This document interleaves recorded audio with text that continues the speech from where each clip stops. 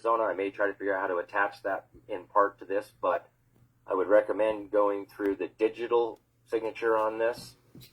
And, everybody that we had contact with down there in Arizona will definitely get this memo. Okay.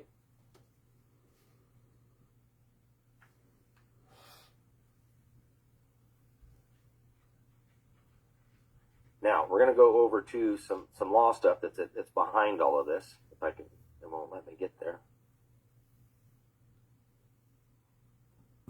All right.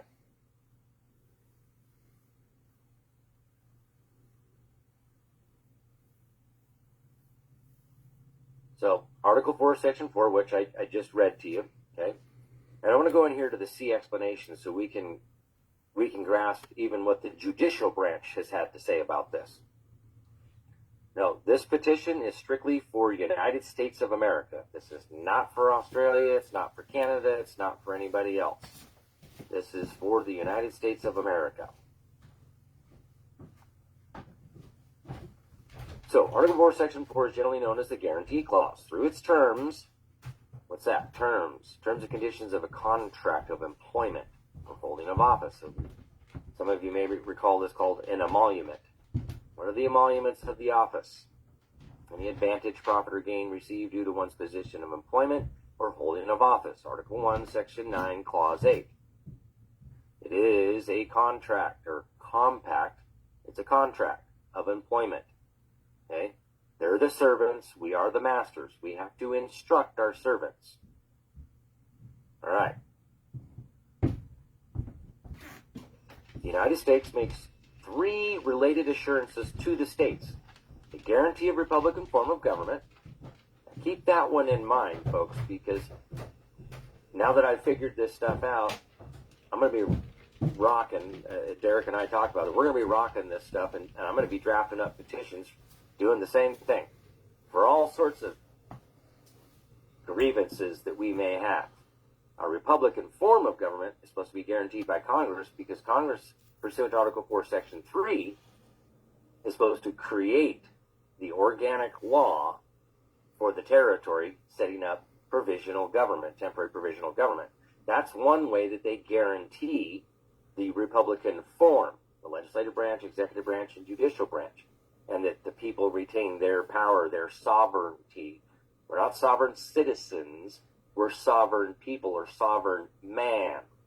Citizens are the public servants. Again, Law of Nations, Book 1, Chapter 19, subsection 212, which also includes that part in there about one of the qualifications to run for president is you must be a natural-born citizen, and they reference Law of Nations, subsection 212. That's exactly where it comes from, because our founders used the Law of Nations as international law to write this Constitution. Okay? Make no mistake. It's even in, and I showed Derrick earlier, what about the Law of Nations? It's right here in the Constitution, Article 1, Section 8.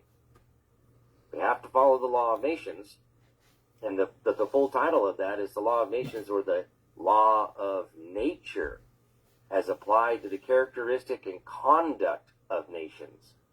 See, the law of nature comes from God's law, and it comes first. It's at the root of all law. I don't want to get off topic here, but we got to understand that's the, and I literally mean understand. So, I'm very aware of the words that I'm using and what their meaning is. So when I use a specific word, it's on purpose, not because I don't know what the hell I'm talking about. Number 2, protection against foreign invasions, and upon a request by a state, protection against internal insurrection or rebellion. Internal insurrection. It's right there. Now, I disagree with rebellion because that has nothing to do with Congress. Kirk, if you wouldn't mind scrolling up on your document so they can see where you're reading from. It's not showing? You just scroll down on page, prayer for relief is where you're at. If you could scroll up on your screen. Oh, you know what? That's because... No worries. Thank you for that. The way Zoom, it doesn't share screen. I can only share a particular window. Right. Yep. Okay.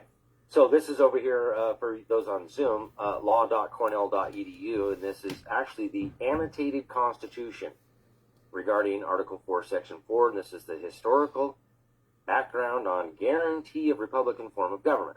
What does this actually mean, and what does the judicial branch interpret it and given their opinion on this stuff?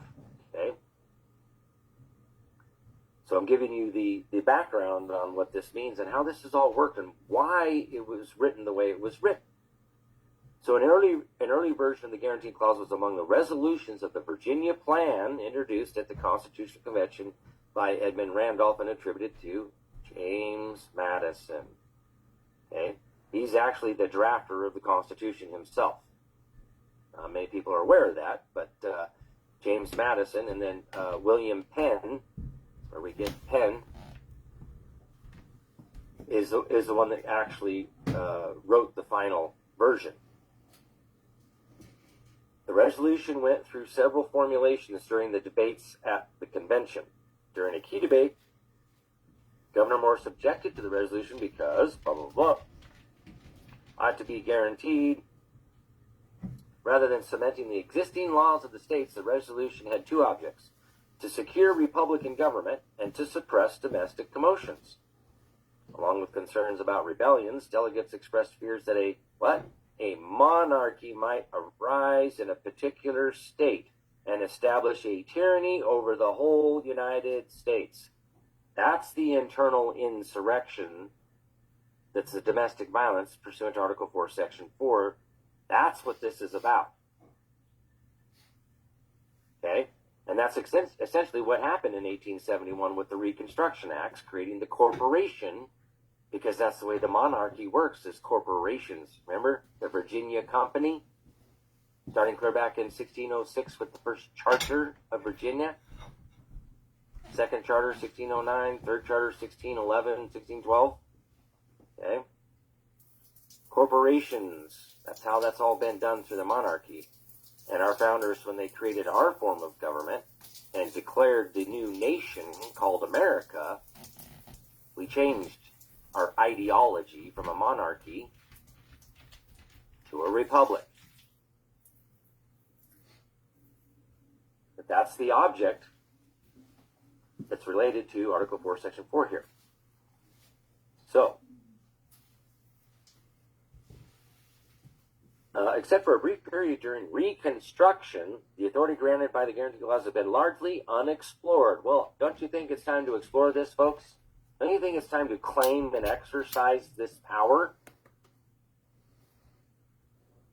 The Supreme Court and other federal courts have largely declined to hear legal challenges based on the Guarantee Clause because they present non-justable political questions, which means it's a political argument through the legislative branch or the executive, not the judicial. The judicial branch does not have jurisdiction, subject matter, period. So don't try to go to the judicial branch for any of this. Kirk, I have to interrupt one more time. I have a bunch of people that can't get in on the Zoom. They're wondering how they find your live stream on kirkslawcorner.com. Again, I apologize, but this is so important. Can you articulate that here? I'm live streaming from Facebook, and people are saying they're having a hard time hearing and seeing from my Facebook Live. See this? Yep, we can see it. Go ahead and pull it up. kirkslawcorner.com, guys. Right here, there's an F. That's for Facebook page. Right here is for my Telegram channel. This is for Patreon. There's for YouTube. And there's for Rumble. That way you guys can see a better image and hear better. Again, I apologize for interrupting. Please go ahead. You're good. We want people to hear this and get on board with this and share, okay?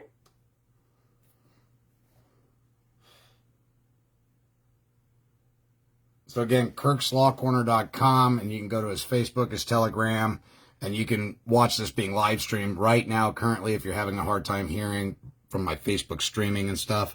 Again, I'm not sure what's going on with the Zoom room, but my apologies. Please continue.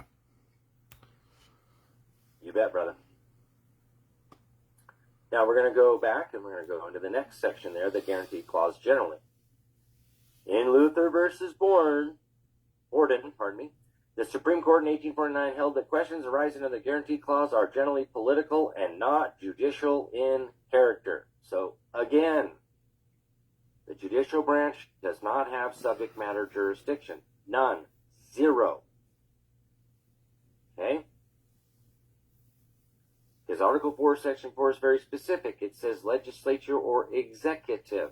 Now, for those of you that were paying attention back a couple of years ago, when Attorney General Barr was in there, whether you like this man or not is irrelevant, what he said there was that the executive branch was going to start exercising powers that properly belong to the executive branch, and the judicial branch can just deal with it because they don't have a say in it. Again, that's part of our Republican form of government, and more specifically when we're talking about not the president, but commander-in-chief. There's a body of law outside of the Constitution. That law of nations, or the very, very last book, and down in the last chapter there, and you're going to see war and peace. Some of you may be very enlightened to read there what some of the powers of a commander-in-chief is. And some of this power actually originated in 1553 with the merchant marines. This is why the military is subordinate to the civil power. We have all this power. Been that way for a long time. Like 300 some years. Actually, 1500. We're talking like 500 years. Okay? Been that way for a long time. And remember, the militia is composed of the body of the people themselves. Every able-bodied male between the age of 17 to 64 is automatically in the unorganized portion of the militia. Duty-bound. That's the reason why the Second Amendment reads, the right of the people to keep and bear arms shall not be infringed, so that we can defend ourselves from tyranny. If our public servants become corrupt, internal insurrection, domestic violence, and overthrow the laws of its creation, the Constitution, which is created by the people, supposed to be, and war against the people. That's domestic violence. That's what's going on. Has been for a long time. So, guarantee you, I promise you, this is only the beginning. This is just the first petition to secure our borders. This is going to become a regular thing for me now. Now that I've figured this stuff out and how we're going to do this, how we're going to bring the people together.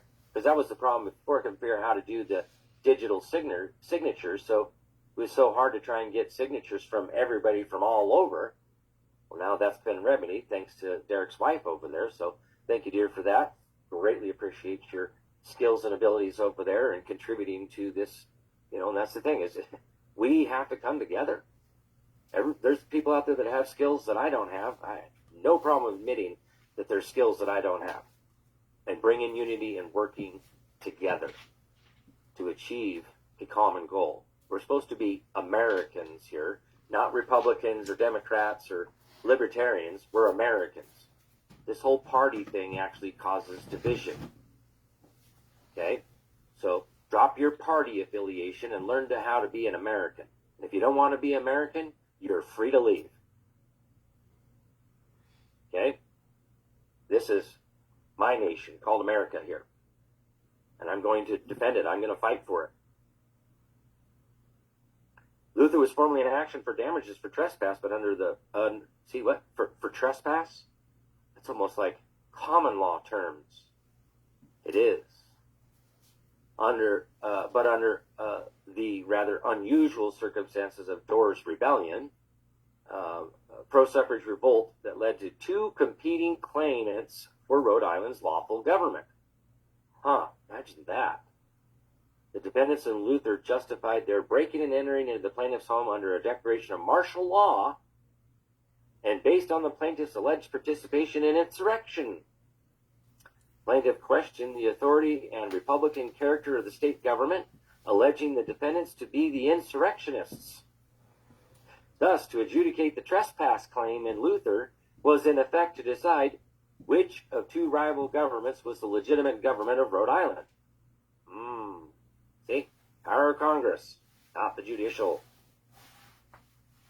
Now, Chief Justice Roger Taney held that the political branches of government, and not the federal courts, should decide such questions. It rests with Congress to decide what government is the established one in a state, as well as its Republican character. Not the judicial, but yet Congress, the legislative branch.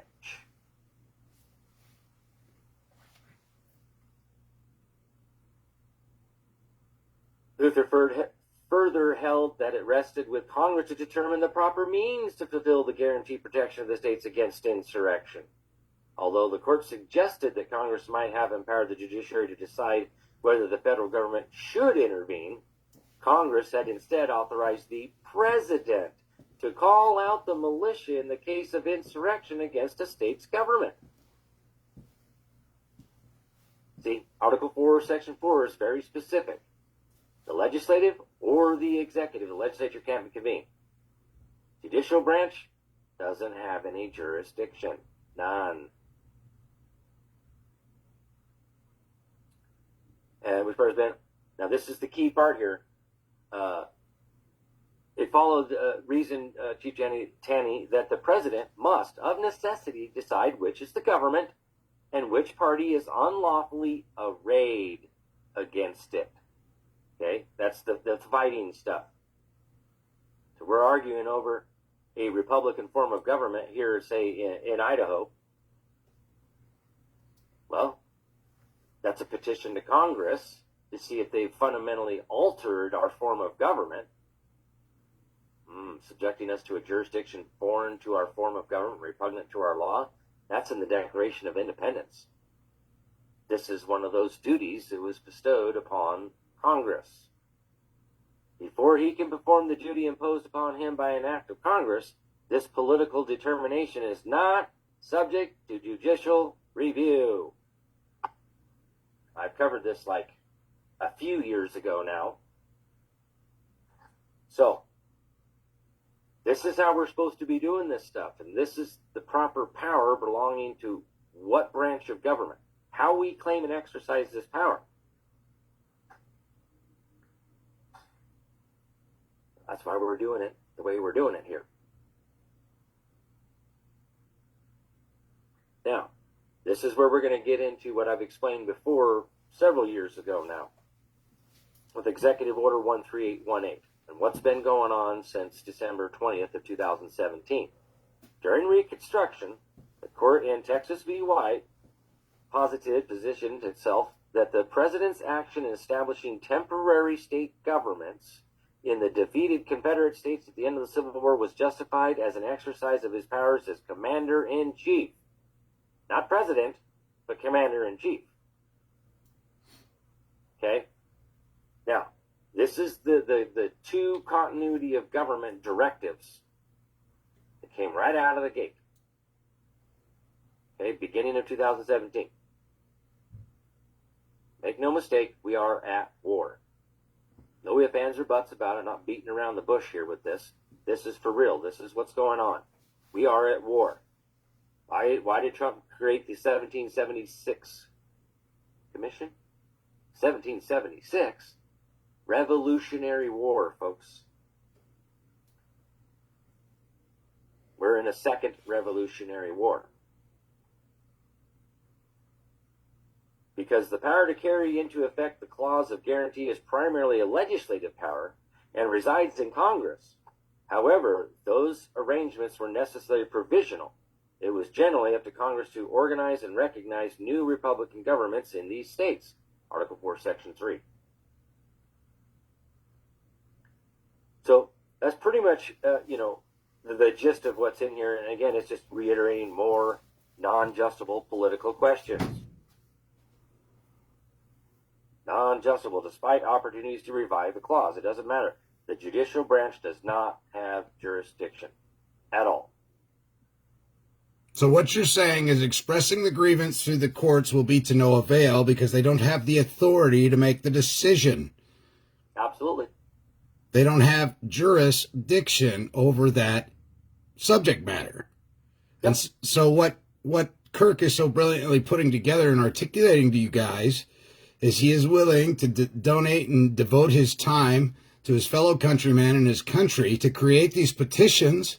It's up to you to read them and decide, yeah, I agree with this stance, and I'm more than willing to contribute my signature on this petition so Kirk can go before Congress and petition the Congress for we the people. This is more than any of your state senators or congressmen or legislative bodies have ever done. You actually have a man before you who's going to represent the people in the best way he knows how by following due process of law. Now, not everybody gets to go before Congress with their petition, but Kirk here is going to give it one hell of a whirl, and with our support and our contributions, I believe, with the good faith of the Heavenly Father, that we can get this man before Congress to articulate the danger, the real imminent peril that this nation is in right now if we don't do something.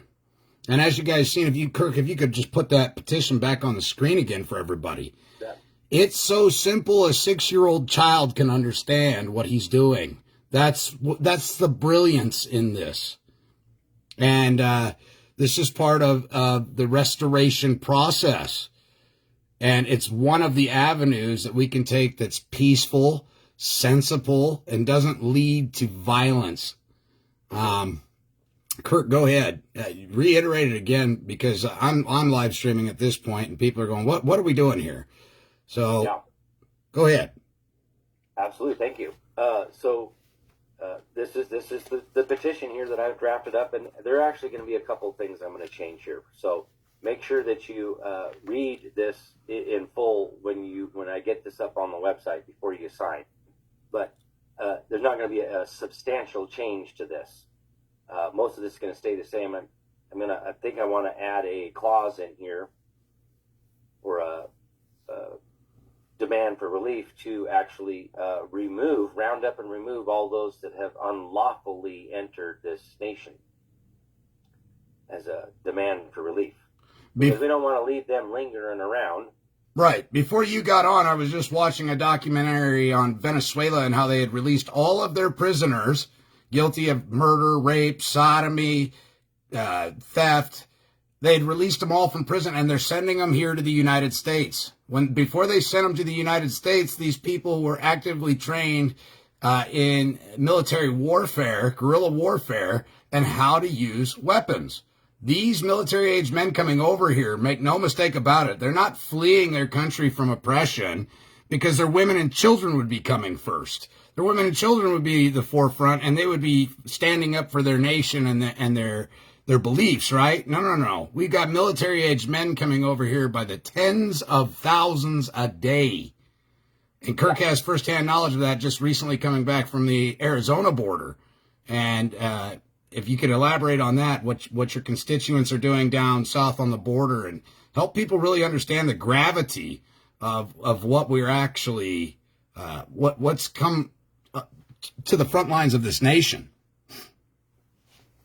Well, let's just go ahead and take a look at it. For my brother, Jonathan Townsend Alexander, go right over here to his website, livebordernews.com. That's livebordernews.com for you guys having troubles hearing.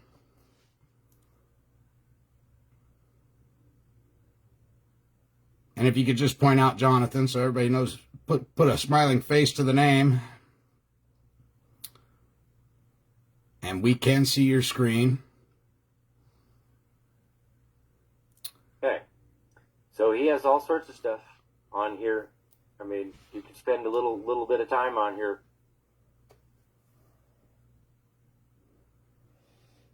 And if you want to help donate there, he's got some donate links right here. Okay, Zelle and PayPal.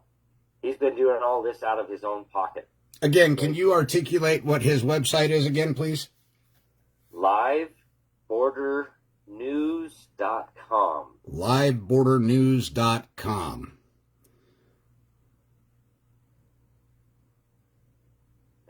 Again, he's been doing this out of pocket. He does have a small team of men that literally go camp out right on the border. And what is he telling you that he's seeing on the border? Is he seeing women and children coming across the border predominantly, or is he seeing what exactly is he conveying to you? What are his general concerns? Well, I mean, on a daily basis, he's seeing thousands of men come across the border down there. Men and women on occasion. One that was pretty gruesome there, which was the cartel was there, and they had seemed to be about a 6-year-old child. And they were taunting these guys down there and literally beheaded this 6-year-old right in front of them on the other side, taunting them, knowing that they couldn't really do anything about it because, well, policy says. I personally would have a hard time with that. So what is happening when he detains these individuals? Can you explain the process that he's articulating and his frustration in protecting our borders? What exactly is happening despite all his efforts? Does he turn these people over to Border Patrol? Does he march them back across the river? What exactly is he able to do or capable of doing without violating some policy that would find him and his group in jail or incarcerated or facing charges? What is he forced to do when he wrangles up these people that are coming across the border illegally? Say that again. So when he catches people that are coming across the border, does he have to turn them over to Border Patrol? Yes, they actually call Border Patrol, and this is what's pissing us off is calls Border Patrol. Border Patrol comes and grabs them and takes them, processes them, then cuts them loose. It gives them a court date for 20 years in the future, don't they? They give them a court date that's 7, 8, 9, sometimes 10 years out into the future, and turns them loose in the United States, right? Undocumented. Yeah. No verification of who they really are or where they're from, former paramilitary training or anything like that, right? Yep. And here's another thing. They set up an app for these guys to use. So that's why they're giving them phones, and they sign up on the app, and it gets them signed up for, upwards of like $2,000 a month, sets them all up, and they're busting these guys in. In fact, while I was down there, we were coming back from Lake Havasu at one of our events late at night there, and as we were getting close to Jonathan's home, here's a bus come rolling into a little gas station. And there's a little SUV with some people standing out next to the SUV. The bus comes in and pulls up and parks right next to them. They go around, put their luggage down on the side, and 3 kids get up on the bus. No adults. So it's like right there, I got to witness child trafficking. Right. But I guarantee you that wasn't their kids. So I went over there and was recording and asked them, "Oh yeah, what's going on? Where are you guys coming from?" "Oh, from Las Vegas." "Really? You're in Kingman, Arizona. You're not from Las Vegas." And we watched the bus pull in. How many interactions has he had? How many different nationalities has he come across when he's apprehending the people coming across the border illegally? I mean, are they predominantly just Hispanic, or what kind of people is he encountering? There's from what he was saying was up to upwards of 150 different places, 150 different countries these people are coming from. Does that include China? Yes. Does it include Venezuela? I believe so, yes. So literally people, mostly predominantly military-aged men from all over the world, could possibly be infiltrating this nation, working for United Nations, in the event that martial law is called and the military won't fire on American people. Do you think that's a reality, a plausible situation?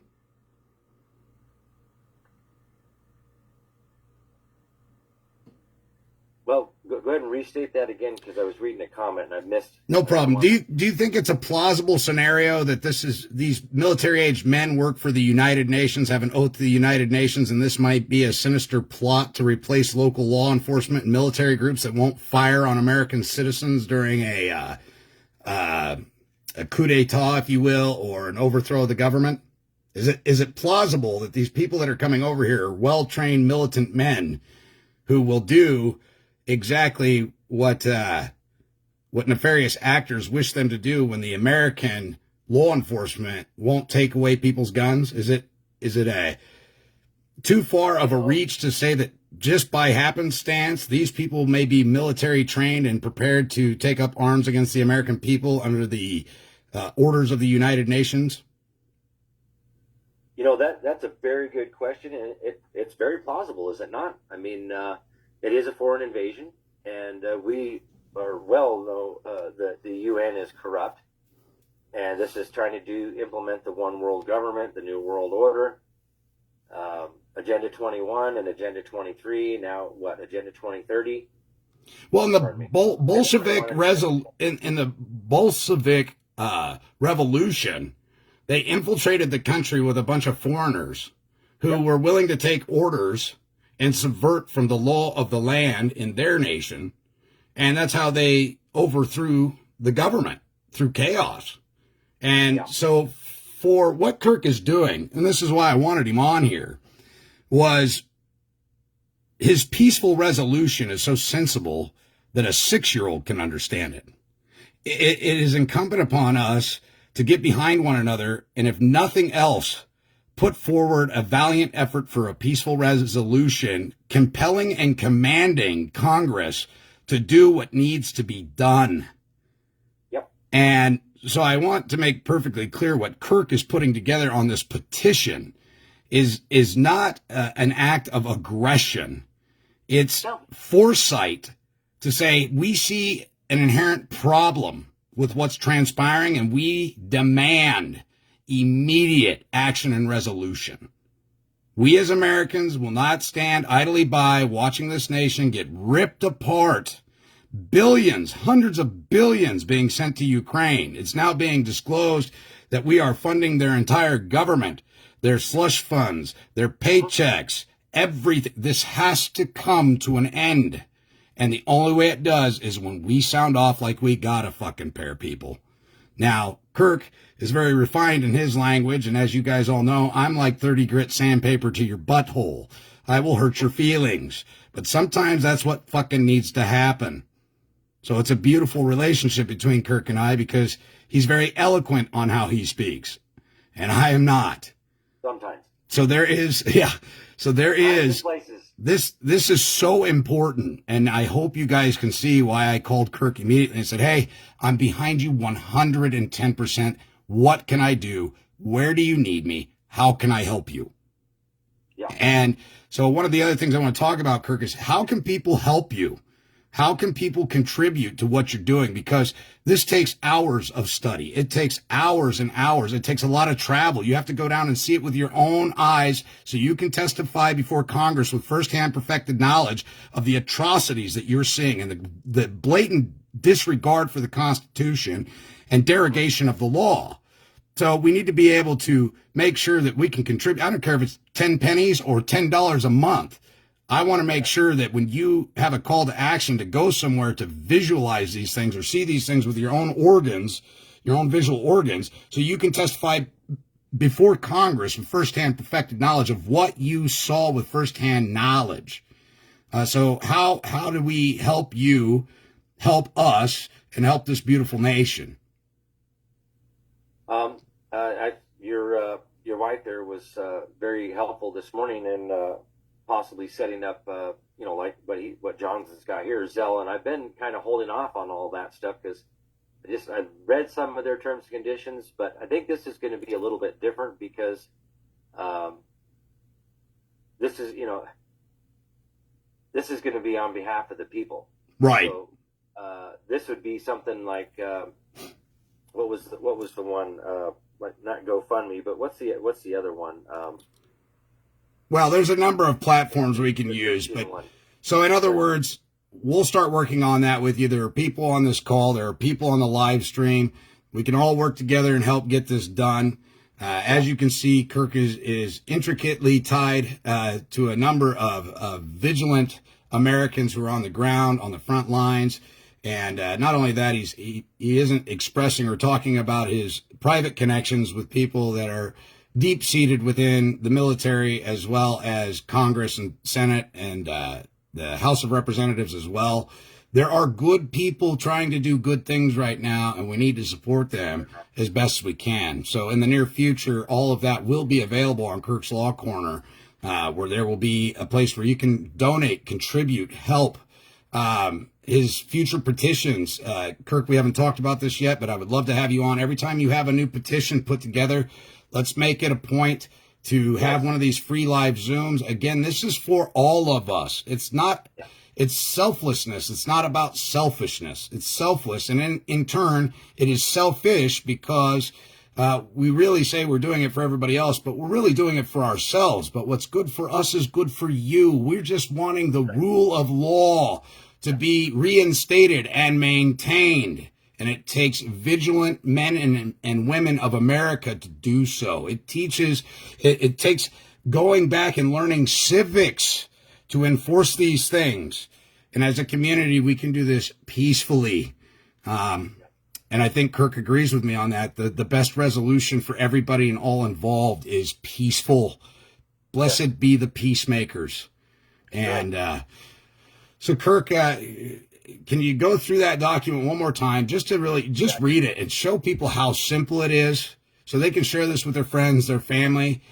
In the next couple of days, possibly Monday or Tuesday, this will be on Kirk's Law Corner. I'm proud to say I'm going to be one of the first few people to sign this. If you're not a voter, go ahead and sign it anyway. If you're an American, look, Kirk expressed that you have to be politically, you have to, be a voter or whatever. I'm telling you right now, the Constitution never said you had to be a voter to go ahead and express your grievance to the Congress. So don't let that limit you. Political power, you have to be one of the people. And this is part how they have it set up right now, is to establish you're a resident and a registered voter is how you gain political power, because political rights don't come naturally. They don't come from the laws of nature. Okay, you have to be essentially, I hate to say this word, but a member of the civil society, but it's not a member as an elected official, because our republic, the way our founders set up our republic, we're self-governed, and all the power is inherent in the people. So we have three statuses here in America. We have free inhabitants, the inhabitants. Then you have the people, which is a different kind of citizen, and you want to read, you don't believe me, read for yourself. Law of Nations, Book 1, Chapter 19, subsection 213. 212 defines what a citizen is, and that's a member of a civil society who is bound to perform certain duties and is subject to its authority. Read Article 6, Clause 3 again. It says, the senator, the aforementioned senators, representatives, and all the members of the legislature, executive, and judicial, both state and federal, shall be bound by oath or affirmation to support this Constitution. That's a citizen. Okay? And those are the only three statuses we have here in America. None of this American state national and all that garbage. That's all fraud. And that's not our statuses here. Maybe try to talk about your national and all that garbage. You better read what you're reading. First, you're reading corporate bylaws of a bankrupt corporation dissolved. Absolutely agreed. Code. So if you changed your status to some sort of a national, you just put yourself back in under the Roman civil law, the code, the bankrupt corporation. You didn't correct your status. I am man, creation of God. How do I correct that status? It's already perfect, Kirk. You can't correct something that's already been perfected by the Creator himself. Bingo. So, again, can you share that document? Just read through it real quick so people understand. Let me touch on this real quick. Yeah, you go ahead. Patreon. The only way I've been doing this for a while now, because, PayPal took me down, Cash App, Venmo, which is essentially PayPal. What do they say? Go woke, go broke, right? Right. So I have it set up there. This all goes through my business stuff here. And you can set it up for a one-time thing and just cancel. One-time donation, whatever you want. Or keep it as a reoccurring. It's up to you to cancel that. I have tier 1, tier 2 set up for $5 a month, $10 a month, tier 2. Now, if you want to get in on Wednesday night workshop, where I'm teaching some of this stuff in the private, because a lot of the stuff we can't even talk about out here. Talk about some pretty good stuff there in the private, and get more down to a one-on-one type thing with people. Now, tier 4 is if you want my private one-on-one time. That's for those folks that want my private time. There you go. The other way is to send whatever you want over to the office. Okay, that's 6477 West Fairview Avenue, Suite C, as in Charlie, Boise, Idaho 83704. Okay. So, again, if we can just revisit that document one more time so people can understand. And look, this isn't a one-time deal. Kirk is going to continue to stay vigilant and continue to put out more petitions to the Congress. And, he needs all the help he can get, all the support, all the prayers. What he's doing is dangerous. This isn't work for the faint of heart. He's a Marine.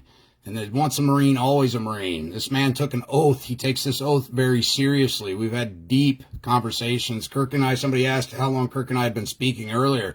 We've been speaking since about 2016-17. And it wasn't until Kirk had a Zoom call with me and my mother was sitting in the room that she finally understood what I was talking about, because the way I express it is different than the way Kirk expresses things. But it made sense to her. So I'm not everybody's cup of tea, nor do I want to be. And Kirk feels the same way. Hey, I explain things in a very simplistic manner.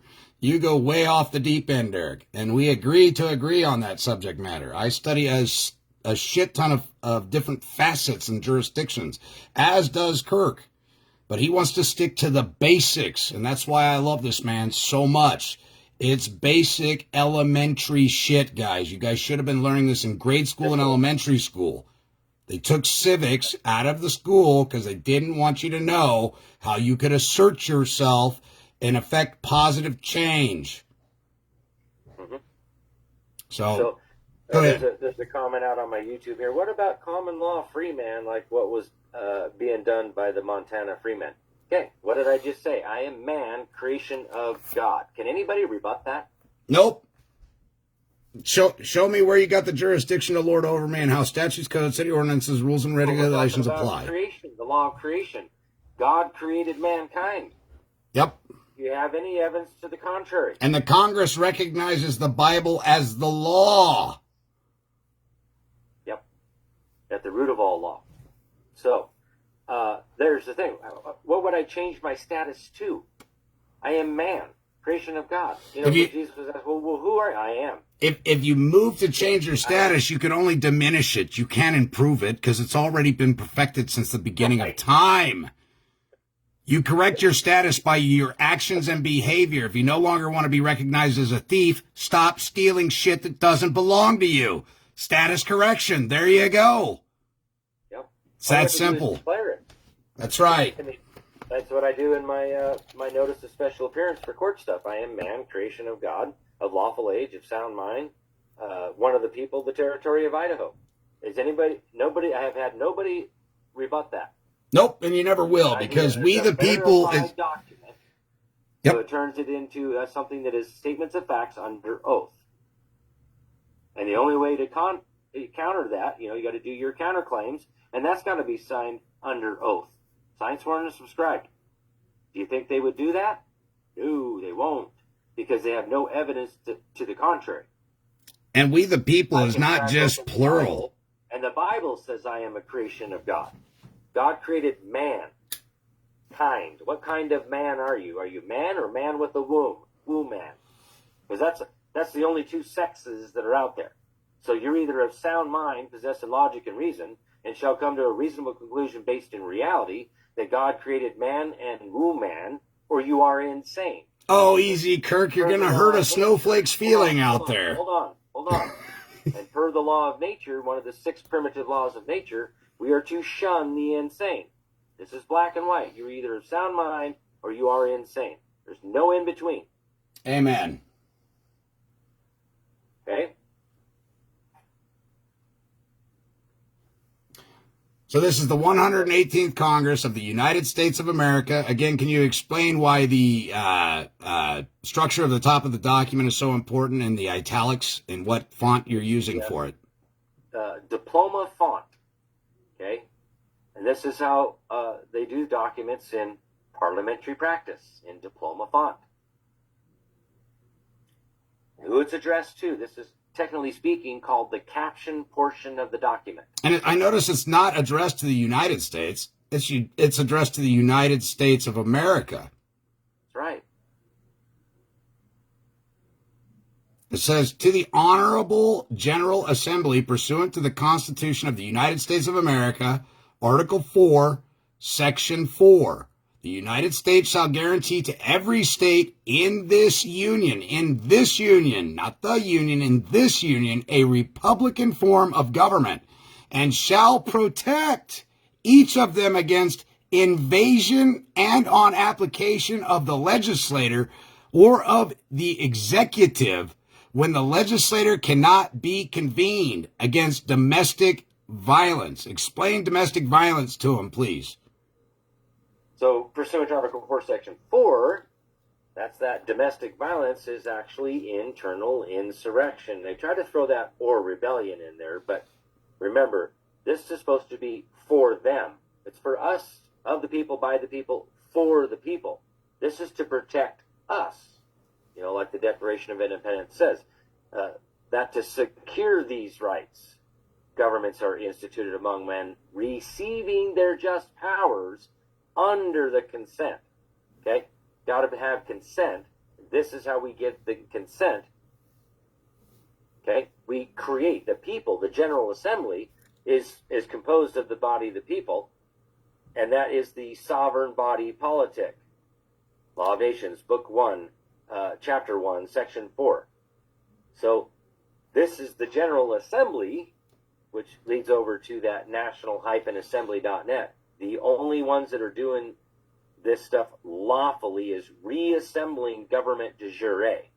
Right now, it's all been government de facto.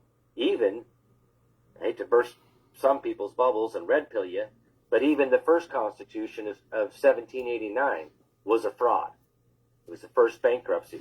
Many people are not even aware that that's actually what happened in history, but that's the truth. So it reads on further to say the humble petition of Kirk Pendergrass. What does that mean? Does that mean that all of us that sign are irrelevant? No. Humbly sheweth relator on behalf of, or best offered, no. All similarly situated and all undersigned. Beautiful. So that includes everybody who signs this, correct? Absolutely. It's just as though they had created this petition themselves. They are now party to the action. Yep. I'm just relating your power. You're basically vesting me with the power to present this to Congress and stand up for America. And the people, signs it. Your family, your cousins, your sisters, your uncles, your aunts, you're granting your authority, your sovereign immunity, your power to Kirk to bring this forward and bring it before the Congress. To be a representative of we the people and the law, ladies and gentlemen. This is so powerful, and that's why I said what he's doing is dangerous. People get Epstein and Clinton for less. Statements of fact. There is a foreign invasion. Does anybody else disagree with that right now? I see a fucking foreign invasion of a magnitude that is so appalling and grotesque. It rips the very essence of my soul and tears at my heart. Because people are being harmed. Both the people that are being displaced from the place that they once lived and are nationals of, and our people as well. So there's no ifs, ands, or buts about what's happening. This is an invasion. If you're waiting for Fox News or CNN, ABC, NBC to tell you that, fuck, you're going to be there a minute. Because they won't say it until the shit show's over. We're just going to call it like we see it. There is a foreign invasion happening on the southern border. It's not just the southern border.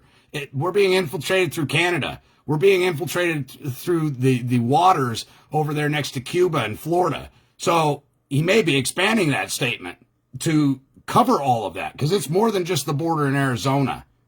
All right? happening on the southern border between Mexico and the United States of America, where men, women, and children are unlawfully entering into several states, including California, New Mexico, Nevada, Arizona, Texas. You notice how he doesn't say state of New Mexico, state of Nevada. He's talking about the sovereign nations, the sovereign states, the union of states. He's being very specific. And Texas, which Border Patrol and other organizations are aiding in and abetting as well. This is a criminal act. There is trafficking of men, women, and children happening on the southern border between Mexico and the United States of America. Not the United States, which is just a 10 squared mile area of Washington, D.C., known as the District of Columbia, ladies and gentlemen, which is a territory. We're talking about the United States of America, the Union of States, where men and women and children are unlawfully entering into several states, including California, New Mexico, Nevada, Arizona, and Texas. He could literally name all 50 states because they're being shipped everywhere. And nobody is keeping track of where these people are coming from and where they're going to, who are being bought, sold, raped, and murdered. We have no idea if these people are enlisted and recruited by guerrilla militants or United Nations. This is a fucking problem. 3, there is a drug known as fentanyl that is unlawfully imported into the United States of America without going through any ports of entry. Okay? This isn't just people coming across the border. These are CIA operatives and things of that nature moving a massive influx of very, very cheap product, chemically laden shit that poses a real danger to our society, our peace, our posterity. I can't stress to you enough how important it is for you to become, if you so choose, a signatory to this and say, I'll put my foot up your ass. I'm done being fucking nice. You're going to do your job or we're going to fucking remove you people. And we will take office. We will fill the seats. We will govern ourselves accordingly. Scroll on down, Kirk, for us. Go ahead. Hold on. So the question is why isn't all the other states in there? Because they're not border states. I'm glad you brought that up, Kirk, because each state has its own border, doesn't it? Hold on, brother. Let me speak. What it says, as it is written here, is that there's a foreign invasion happening on the southern border between Mexico and the border states. Okay, the ones that are directly on the border. And what we're asking, which is where we're going to get into next, is what are we asking here? What are we demanding? Okay. We're demanding to do an investigation to verify those claims, which we're going to supply a significant amount of evidence, and we'll probably have to go testify. Okay, that's a given. So that's in part what we're asking here is to help support this, because I'm going to have to fly out there, drive out there, something. I'm going to have to take my butt out there, and I'm going to have to stand before Congress and present this evidence. I'm going to have to speak on behalf of the American people and present this. Okay, and that's going to cost money. So I'm praying to God that He's providing. He's been providing for me since 2017. I gave up my finances to God, so I have no doubt in God's ability to provide. So I'm just putting that out there, that's what this is going to be about, and what you're going to support here when you support me or Jonathan is to help cover the cost of going out there, staying in motels, and presenting this to Congress and demanding this relief right here. To declare war pursuant to Article 1, Section 8, Clause 11 for a foreign invasion. To call forth the militia to execute the laws of the Union, suppress insurrections, and repel invasions pursuant to Article 1, Section 8, Clause 15. And what is that from? Is that the law of the land? The Constitution. This is exactly what the powers of Congress are, as it is, again, the Declaration of Independence, receiving their just powers. This is the power that's delegated to Congress, and this is the process to instruct our representatives to discharge the duties of their office and do this. And who granted them that power, Kirk? Who granted them that power? Article 1, Section 8, Clause 15. Was it we the people that delegated that authority? We the people delegated that authority. And don't we have a right to amend our government anytime we see fit, especially in the event of a foreign invasion? Yes, absolutely. You guys see how powerful this is? Why I wanted to have Kirk and Kirk's Law Corner on today with us, speaking to us with firsthand perfected knowledge of what he is seeing and the atrocities he's witnessing? We can get behind this. It is a peaceful way to find a resolution. Yep. And I think we have a wonderful spokesman here by the name of Kirk Pendergrass. Everybody says former Marine. Once a Marine, always a Marine. He's a Marine to the day he goes. All right? That's right.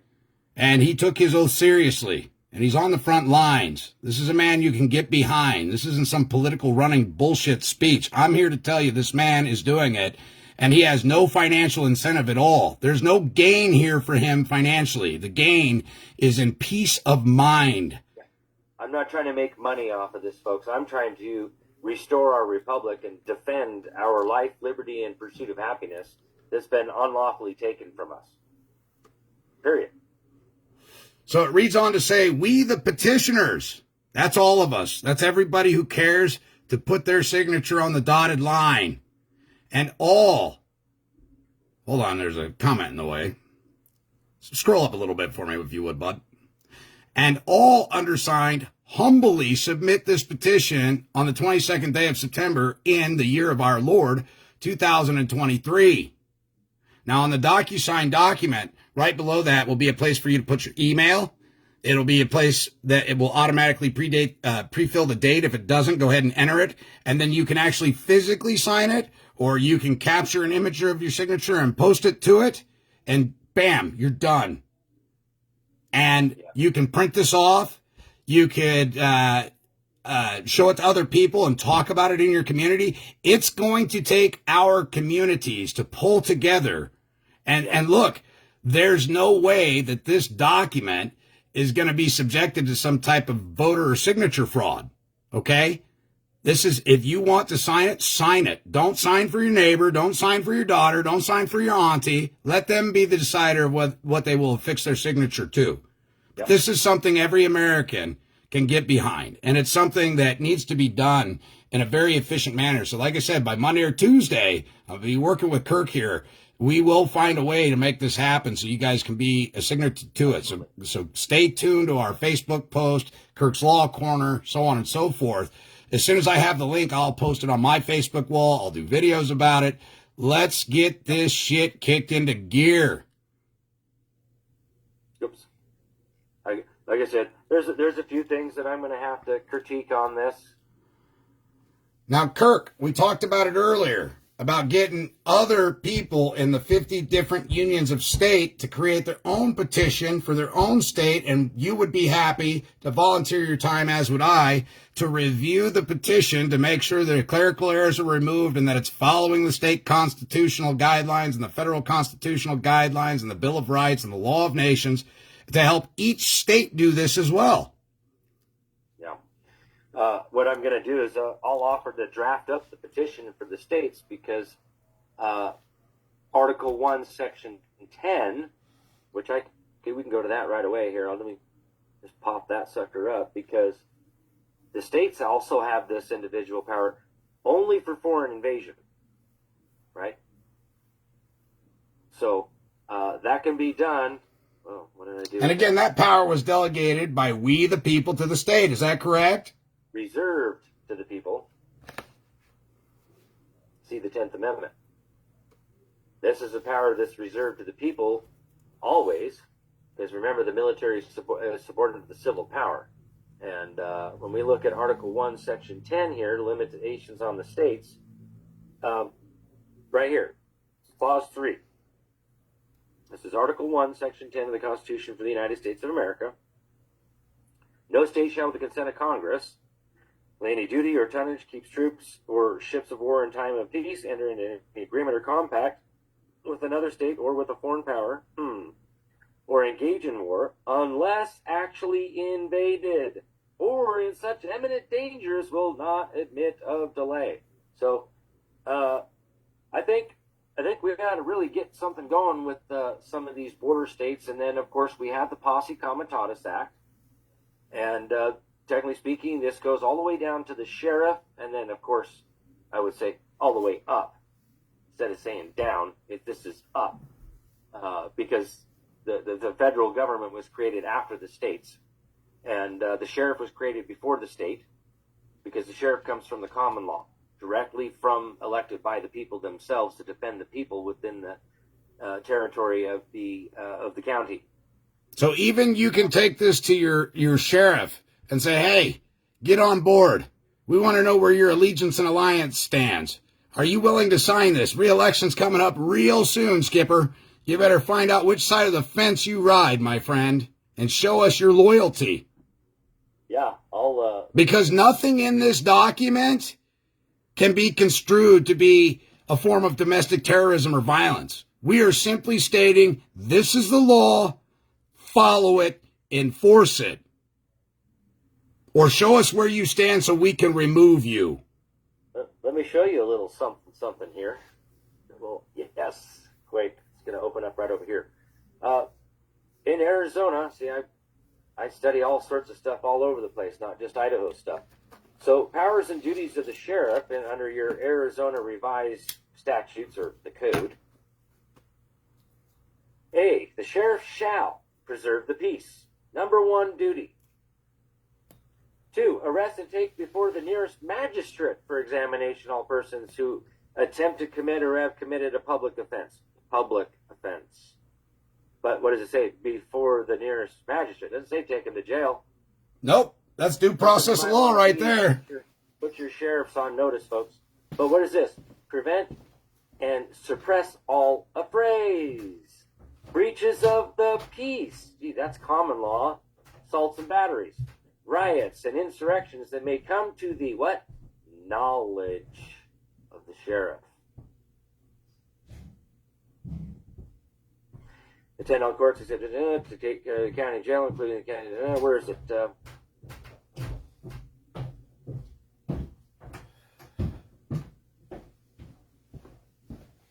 Right here. B. The sheriff, in executing the duties prescribed in sections A, paragraphs 1 through 4 of this section, may command the aid of as many what? Inhabitants. See, there's one of them statuses of the county as the sheriff deems necessary. Posse comitatus, folks. Again. Explain the posse comitatus for people who it's foreign to them. They've never heard of it. They don't understand it, because I studied the posse comitatus back in 2016, and people were very leery of it. The elders didn't want to talk about it. It was a time that remember back in the old Western days there, outside the sheriff's office there, he'd have the wanted $500 reward. Okay, and you got 5 guys come up there, 5 men come up there and say, okay, we'll go, dead or alive, bring him to justice, whatever. So the sheriff can deputize those 5 men for this specific thing, to go get this man and bring him to justice. And then you get the $500 reward. So this is posse comitatus. It wasn't visually power to deputize. You guys hear them jets going over my house? Uh-huh. So again, it's not about vigilantism. It's a duty incumbent upon the people to facilitate, aid, and assist the law and enforce the law, correct? It's not a matter of, anti-government or anything. It's a duty. Yeah. So this is the thing is, people, I don't know Kirk, you don't know what you're talking about saying inhabitant, but yet here it is, and same thing in my Idaho for Ada County Sheriff. That's almost exact verbiage, and it uses the word inhabitants. It's almost like, I don't know, that's the law, like from the Law of Nations, Book 1, Chapter 19, subsection 213. We're supposed to be the inhabitants. So on Tuesday, Kirk, not an American State National. On Tuesday, or even before Tuesday, you will have this document notarized, signed, yep. and we'll work over the weekend to make sure it's set up on your website. This, again, when it's set up on your website, they'll be able to sign this for free, right? There's some people that just... Oh, yeah. There will perfect. be absolutely no fee for this, folks. This is freedom at its finest. Free will. If you want to donate, great. Thanks. I greatly appreciate that, and I would welcome any donations to support this. If the donation is not set up by that time, ladies and gentlemen, you can still subscribe to Kirk's Law Corner and that helps and contributes as well. But we will do our best by Monday or Tuesday to have that donation set up as well. I don't care if it's a fucking penny, guys. Nobody's sniding here. And we have to do something. And we have to take our equitable wherewithal and put it in people who really give a fuck about this nation, because we're squandering it away with our belief in the political system the way it is now. We're squandering it away. $140 billion and less than $700 was given to people in Lahaina, in Hawaii. But $140 billion was squandered on midget hookers and strippers in the Ukraine. All right? It's not an exaggeration. It's not bullshit. These people are buying exotic sports cars and living a life of luxury, flying cocaine around on CIA fucking planes on your dime and your fucking time, trying to convince you they're broke and don't have what it takes to support the American people. Enough is enough. And so this is a step in the right direction. I firmly believe it in my heart. You know, when Snow Tiger sent this over to me, I immediately called Kirk. Like I said, Kirk is a busy man, and he and I don't answer everybody's calls or answer everybody's emails. But when I saw who it was, I gave him a jingle, and we played phone tag for half a fucking day. But by God, what was it? 1, 2, 3 in the morning, we finally got a hold of each other. The man never sleeps, because when you know this stuff, you can't afford to fucking sleep. So help us help you. Sleep's a commodity sometimes. Yeah, that's no shit.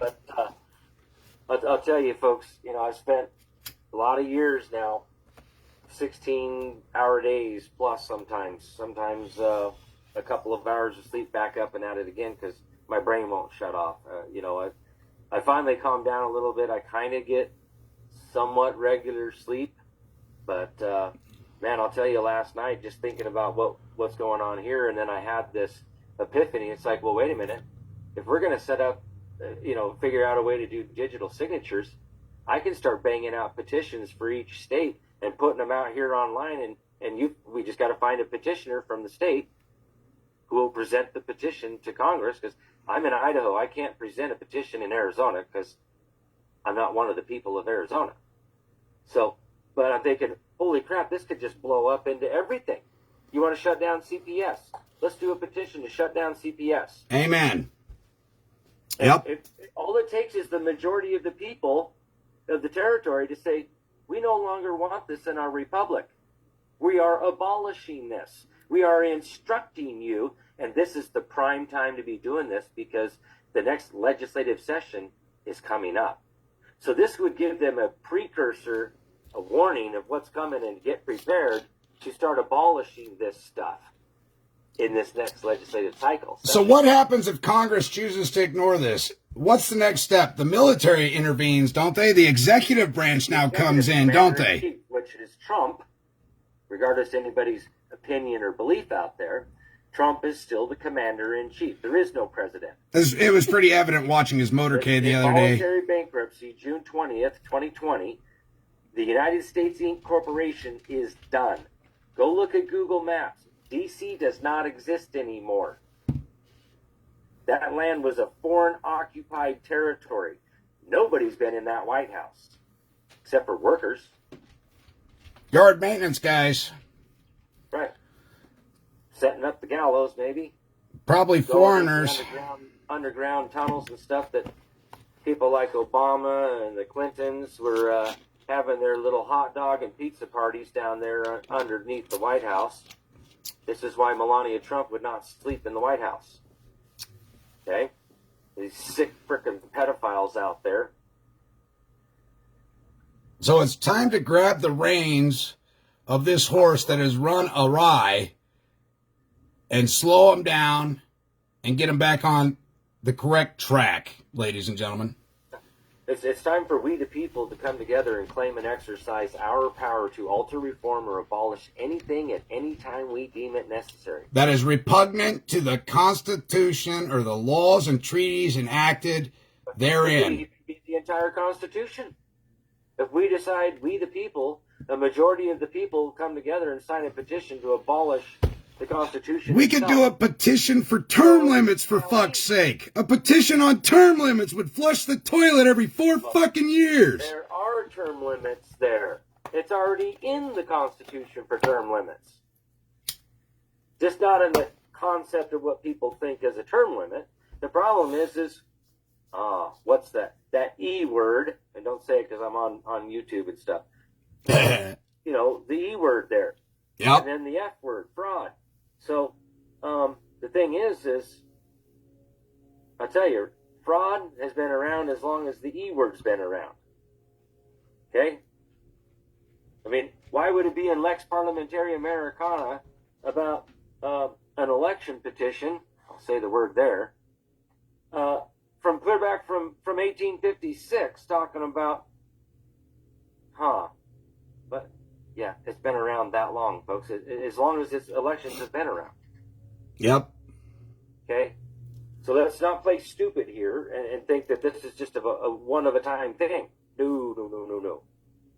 So go ahead. Why would there be a thing called election petitions? Go ahead and write this down, ladies and gentlemen. KirksLawCorner.com. And like I said, I'm going to blast this on every Telegram group I have, Facebook group, everything that I have about these petitions. And from now on, when he's got a petition, I'm certain that he will contact me. I will periodically check up with him, and we're going to be working hand to hand on this. It's time to do something. We can't just count on one guy to help us all out. We have to pull together and work as a unit. We have to be efficient. And I love how simplistic this document is. Is it the end all be all? Maybe, maybe not. But we don't know unless we fucking try. All right? We have to. We got to follow due process of law. We have to exhaust our remedies. Follow the law, letter of the law. That's right. Now, again, back to your question. Well, what do we do next? We go to the executive. Well, let's say none of them do anything. Then we get back down to the sheriff, right? And we do the petition to the state level, which I kind of want to do this all simultaneously. So definitely for Arizona, I'm going to be busting one out and giving that to Jonathan. He's going to be the petitioner. We just talked about this last night. So he's going to be the petitioner for that for Arizona. So I'm going to need somebody from New Mexico and Texas and that kind of stuff to present this petition, be the petitioner. And, both the legislature and the governor, hey, get off your duff and do something here. We're instructing you. Mm-hmm. We're demanding that you perform your duties here. And then in the end, this all becomes evidence that we gave them notice, because what's the first fundamental principle of due process of law, brother? Notice and opportunity. Right.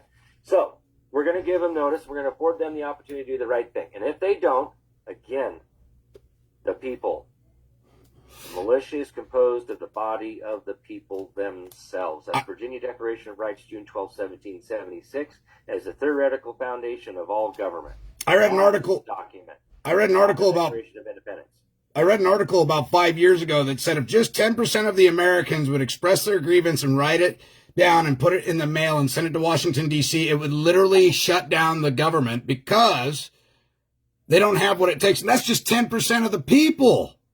Think about it. We're hundreds of thousands, if not millions strong at this point, all being unified by the systemic corruption that we're seeing. Nothing stops you from preparing a petition to the Congress and saying, we've had fucking enough. Don't use my language because obviously try and use something a little more like Kirk's got. I'll write my own petition. That's just me being an asshole. Even in Lex Parliamentary Americana, it specifically states in there that you can't use any language that's basically derogatory to them, right? We have to come in there, remain in honor, and say, look, here's what the law says. I'm following due process of law. I'm instructing you to do this. And that's it. And the next thing that comes we have to pretend like they don't even know. The next thing that comes is a petition to them for dereliction of duty, unjust enrichment, theft by way of false promise. If they don't follow the orders of the people, they get removed, people. Their assets that they've amassed and their wealth that they've amassed by defrauding the American people and stealing from them all gets usurped. And that's where the Executive Order 13818, 13903, all those executive orders. By the way, executive orders 1200 through like 1300, I believe most of those are Trump's. So pay attention to that. Those executive orders are still on the fucking books, and we need to utilize them while we can, because at any time, a sitting alleged president can remove those executive orders or change them. Thankfully, Trump's administration was very intelligent and put it in the executive orders. So if they remove them, they really show who they are. They show their true colors, which would cause civil unrest. What do you mean you don't care about children and human trafficking and the trafficking of persons and our elders? That would cause a problem. So Biden's administration hasn't even attempted to remove that executive order because it would show them for exactly who the fuck they are. So it was very ingenious in the way that executive orders were laid out. Some of Trump's executive orders were immediately removed, but you'll notice the ones that weren't, the ones that would have just awestruck the American people. For example, taking the wealth from drug cartels and human traffickers. That would have pissed people off to such a degree it would have started a war instantaneously. They did not touch Executive Order 13818. And so it's important. With that said, Kirk, is there anything else you want to say in closing before you open up for comments? Is there any other important, eloquent points that you need to make? I think it's pretty cut, clear, and dry. I think the people are seeing the reality of the situation, seeing your heart and your good faith effort put forward, and showing that you're a man of action. Is there anything else you want to add on that before you open up the floor? Just that I really want to blow this wide open with political power, the right to alter, reform, or abolish anything and anytime we deem it necessary, and start claiming and exercising this power following due process of law. And like I said, now that your wife so kindly educated me a little bit on digital signature stuff, this needs to just go like wildfire, folks. Yep. Other than that, thank you all for being here, and we'll go ahead and open this up for some Q&A now. Be very forewarned here about political power, the petition stuff, specifically this stuff right here. Don't go off in left field and talking about something on October 4th and all that stuff. Or your own personal cases. It's about this stuff here. It's about the petition, ladies and gentlemen. Keep your questions geared to the petition, how you can participate, how you can contribute, things of that nature. We're not here to talk about your private endeavors and affairs right now. Our nation is in a crisis, and we are here called upon by the Heavenly Father to do this. And so let's keep it subject specific, meaning all about the petition, what you can do in your state to start your petition, things of that nature. Go ahead, Kirk. The way I want to do this is put your question in the chat, because I know I'm familiar with this, folks. I've been doing broadcasting stuff for 6 years now. I'm not just going to willy-nilly let somebody come in here and take over. So first, put your question over there, and then we'll kind of see who it's from and allow you to speak for a minute or two, and then we'll work it that way, all right? That sounds good. Kirk, if you want me to read the chat. Anyone in Wisconsin yet? Well, let me... Oh, that's Jeremiah, the one that's got his hand up. Let's see. How do I do this? Ask to unmute. Okay. There you go. Jeremiah. Yeah, I'm a new resident. I'm not resident, inhabitant, I guess, to Wisconsin. So I was just curious if you had anybody here yet to start anything. I mean, I've got a little bit of spare time, not much, because I work 20 hours a week, but that allows me to still make full-time pay and then do extracurricular activities on my time off. I'm not going to be in Wisconsin the next 2 weeks, but after that, when I get back to Wisconsin, I'm here semi-permanently. So, I mean, if there's anything I can do, if you don't have anybody else here yet, maybe there's something I can do to start something, or if you do have somebody here, let me know. Maybe I can get in touch with them. I'm in the northern part of Wisconsin, so kind of, about 3 or 4 hours from everywhere in Wisconsin. Okay. So one thing that I'm going to put out there is those that want to get involved with General Assembly, this is how we really do the political power, is the national-assembly.net. These guys are the ones clear back to 2012 with Carl Miller, the real law stuff that have to declare and how the General Assembly is formed clear back to 1643. So that may be something that I would direct people to for this kind of stuff. When it comes to doing the petition stuff, absolutely. But we're gonna have to have separate conversations about that. What it is we want to do the petition on, right? And I've already kind of tried to do this once before last year, and I created. If you look on my kirkslawcorner.com website, I created all these channels for every single state on Telegram, and I said, okay, read Lex Parliamentary Americana. Pick one section out of there, and I got one man to do it. So if you don't want to read, you don't want to learn, you don't want to study, and you don't want to participate, then I'm done. I'm not going to do anything about it. But if you're serious about it, then you're going to have to read. You're going to have to study. You're going to have to learn, because I can't hold everybody's hand when it comes time to go in there. You're going to have to know the law. You're going to have to know this stuff in order to do it. So there's the conundrum. So Jeremiah, if you're serious about that, I highly recommend going to my website, go to the library tab, down Lex Parliamentary Americana, and start reading. The other thing is participate in his Monday night lives. What time does that happen? Kirk's Law, Monday night? Yeah, Monday Night Law. Monday night is 6 p.m. Pacific, 9 p.m. Eastern. And it's on my 4 channels there that I have listed on kirkslawcorner.com. So yet again, another avenue where you can come and become educated. And so if you don't have the time to read, or you have reading comprehension issues, this is another method to become educated and to support your fellow brothers and sisters here in America. And for those of you in other countries, look, every country has a fucking republic. This whole thing that the America is the only one that has, our republic is unique, granted, but there's a Republic of China, there's a Republic of Russia. Every country has a republic. Learn the laws and enforce them. Remember, you're not practicing law, you're merely enforcing what has already been well established. So, it's time for the people of the world to stand up, because these elitists are destroying the very fabric of morality within all nations, not just this one. And we have to stand up and do something. Go ahead, next question. Well, so the thing is with the petition stuff, it's going to be on me on this petition, folks. All I'm looking for is signers out there. Okay, so don't worry about where it's going to get, how it's going to get there, or any of that kind of stuff. Okay, so let's, what do we got? Did Eric ask a question over there? I thought I saw No, not yet. Eric's got his hand up currently. I can see that.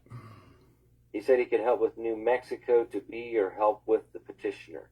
Beautiful.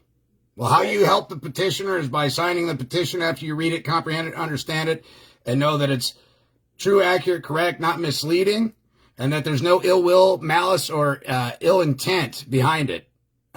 We're simply asking that they follow the fucking law. That's it. Yeah. There's a comment out here. There's supposedly a General Assembly already established as American state nationals. Have you thought about accessing them? Listen, folks, I've been studying this stuff, trying to find the lawful one for many years. Anna Von writes in her American state nationals, and there's only 3 statuses here in America. You have the inhabitants, the people, and citizens. Where in there did you hear American state national? National is only mentioned in the Law of Nations. What? National, the only place it's mentioned is actually in the Law of Nations. No, that's false. It is not in the Law of Nations. National comes from United States Code, and the word national didn't become into existence as a noun until 1878, after the Reconstruction Acts of 1871. And it's in the corporate bylaws, the United States Code, of what a national is a citizen of the United States, Inc. Corporation. Yeah, it's in Title 8. So, yeah. So what you're doing when you're claiming that you're an American state national is that you're a citizen of the defunct bankrupt corporation. Yep. Where I read about national in the law. That's where that came from. It didn't come from the Law of Nations. Where I read Law about of Nations defines what a citizen is and what an inhabitant is, and what the people are. There's no such thing as national in there. I'll go back and reread it to double check. But at one point, reading the Law of Nations, it briefly mentioned national, but it never defined what a national was. It said inhabitant, national. I'll find it. Maybe I've got a skewed version of it. Nationality? You talking about nationality? No, it talked about a national at one point. I'll look it up. Maybe I misread it. Maybe it's a typo. I'll look at it. We'll review it together. I haven't read every single last word of Law of Nations, but I've read quite a bit of it. So if you happen to find that in there, I highly doubt it. Yeah, I'll share it with you. Under etymology, yeah, it didn't even exist until 1878. And the Law of Nations was written in the early 1700s. Yeah, I'll go back and review my research.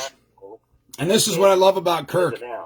We're always amicable about agreeing to disagree, or maybe I made a mistake. And when I find the literature that I found, I'll share it with him and we'll have that discussion.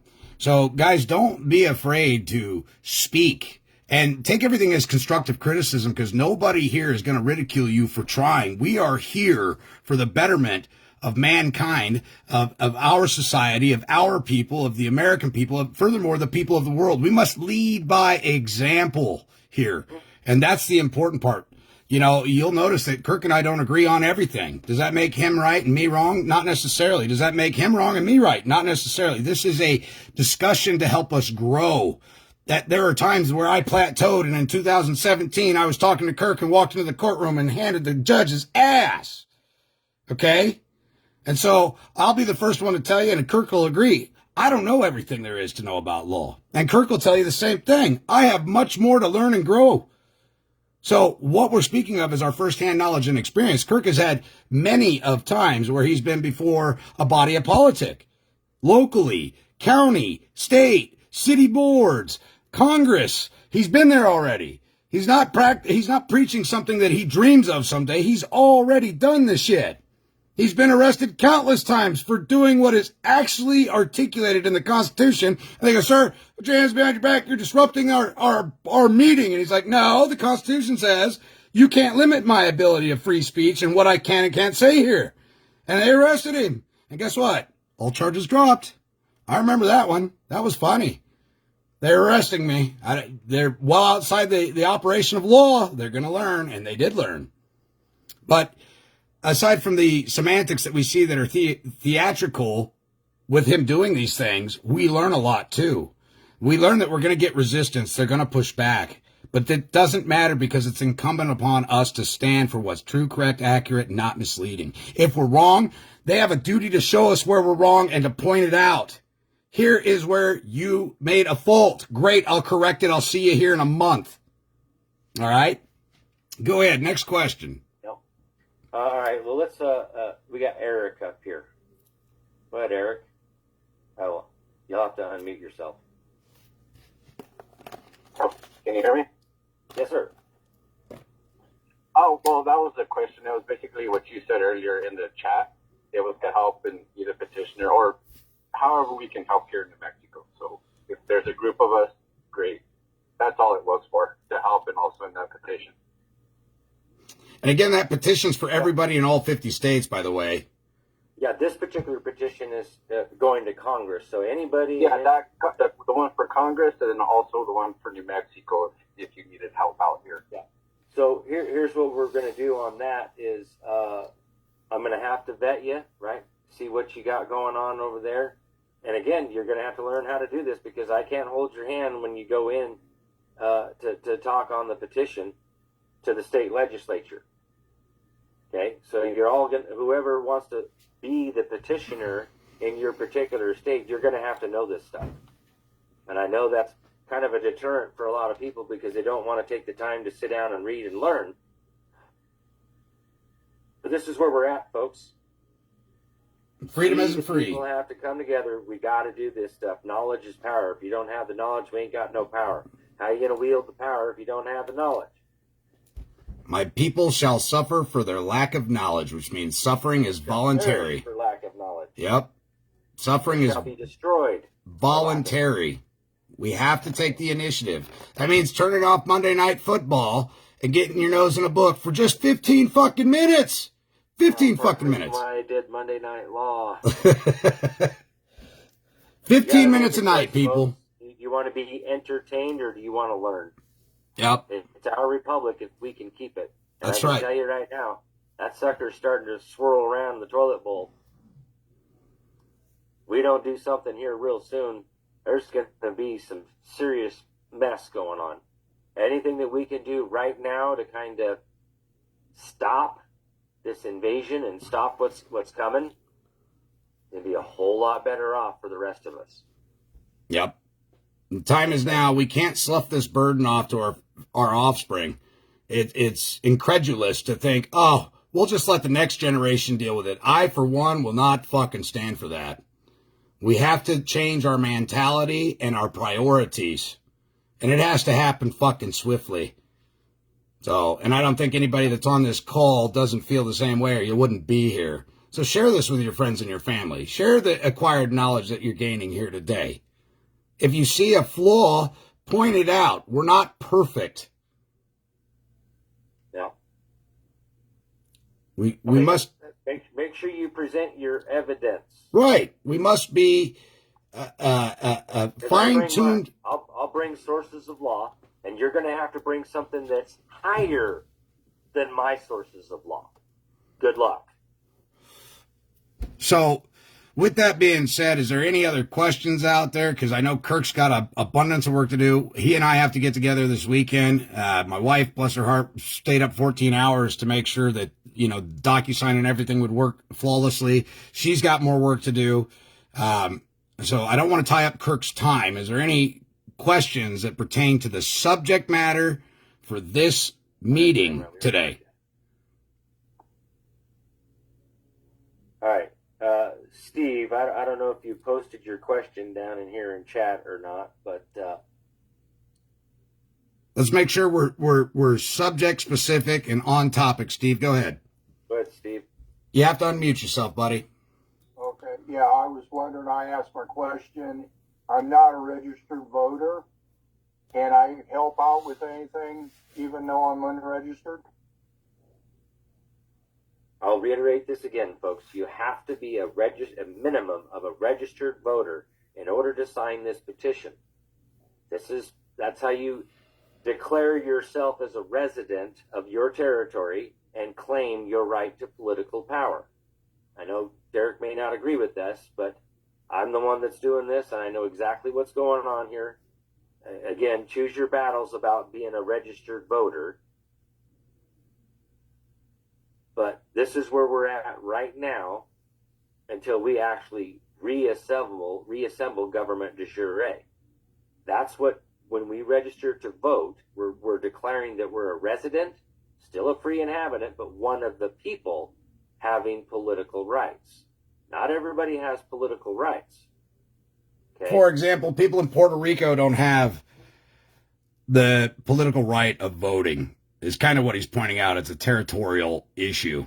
And Puerto Rico has tried to force their ability to be able to vote. And the Supreme Court has continually handed down that Congress didn't have the authority to grant them the ability to vote. And the judiciary is not going to supersede Congress in granting them the ability because it's not delegated authority to the Congress to allow them to. So I see his position on one end, and on the other end, I also see that if you were born in America, you were a native to a state, prior to the Reorganization Act. People didn't register to vote. They went down there and said, hey, I'm from, whatever county, Missouri, and here's I'm casting my ballot. There is no voter. Nobody IDs anybody to vote. That's what's fucking insane about this. Okay. Dead people from 100 years ago voted in this last election. I'm like, fuck me running, Bob. So on one hand, I agree with Kirk, and on the other hand, I have a juxtaposition. I got a comment over here that says you have to be a self-claims 14th Amendment voluntary servitude citizen to sign the petition. That is false. Not what I'm saying. Okay? I'm going off of Law of Nations. Book 1, Chapter 19, subsection 213. Go read it and educate yourself. And okay? if Real there, law stuff. That 14th Amendment garbage, It says persons. I am man, creation of God. And here's not a person of fictions. And just so everybody's aware, the original, or the fake 13th, 14th, and 15th Amendment was for the freed Negro slaves, supposedly. That were only 3/4 of a man. Hold on, please.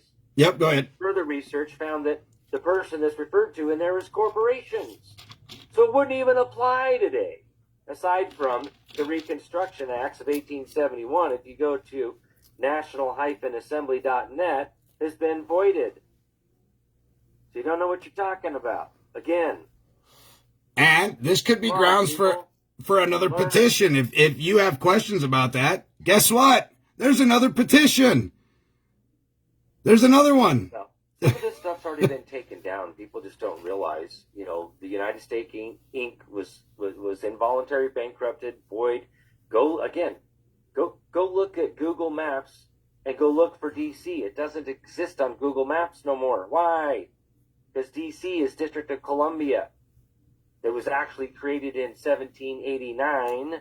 Loyal to the crown. Aware and think that it was 1871. It was 1789 when District of Columbia was created. Yep. So, it's all gone.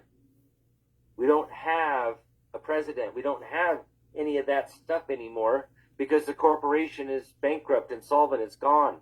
It's being liquidated. What we have right now is martial law, whether people realize that or not. Again, we are at war. Our Executive Order 13818. This is a World War executive order for those involved in serious human rights abuse and corruption. And it's a war that to the likes that people have never seen before. It's a 5th generation, new type of war. And they're all talking about it, but nobody's listening. It's not guns, bullets, and bombs, people. This is a spiritual war. This is a war to the magnitude that nobody's ever seen the likes of, and it's never been recorded in human history before. We've got to do something, and I see that Kirk has a simplistic, eloquent plan derived straight from the Constitution. And so, with that said, is there another question? Well, let's go with Thomas here. What do you? Go ahead, Thomas.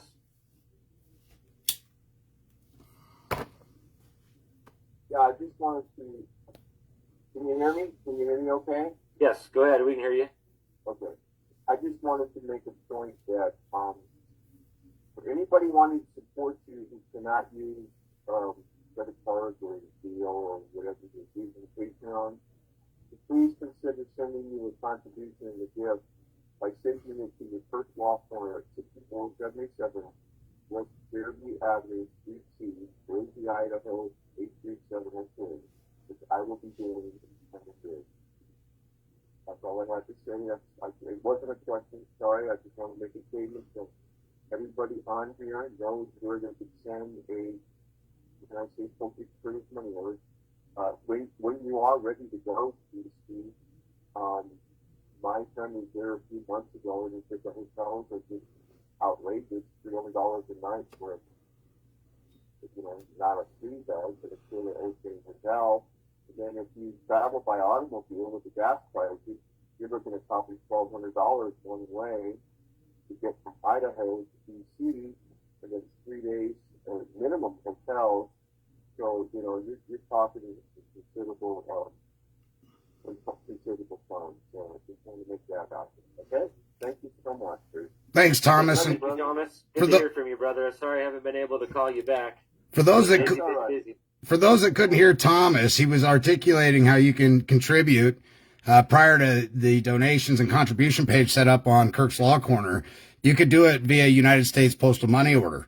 And that's a very valid and relevant point, Thomas, and we appreciate you for bringing that up. I'm only reiterating it because your voice is a little soft. I understand you're probably out there in the sticks and hard at work. So, again, Kirk, if you wouldn't mind sharing that address, and you can send a contribution via United States Postal Money Order. And postal money order, regular money order, cash, wrapped aluminum foil, gold, silver, coinage. Whatever. Any digital currency. So And I've been with Kirk for a long time. I mean, his devotion is sincere. This is not something he takes lightly. This isn't for political profit and gains. He's not a politician. He's not over here blowing shit up your pant leg, hoping to God you never catch a whiff of the smell. He's honestly in it with his heart of hearts, with a duty, with the honor of the Marine Corps behind him, and his oath, his sacred honor and oath for this nation, for this country, for the people here.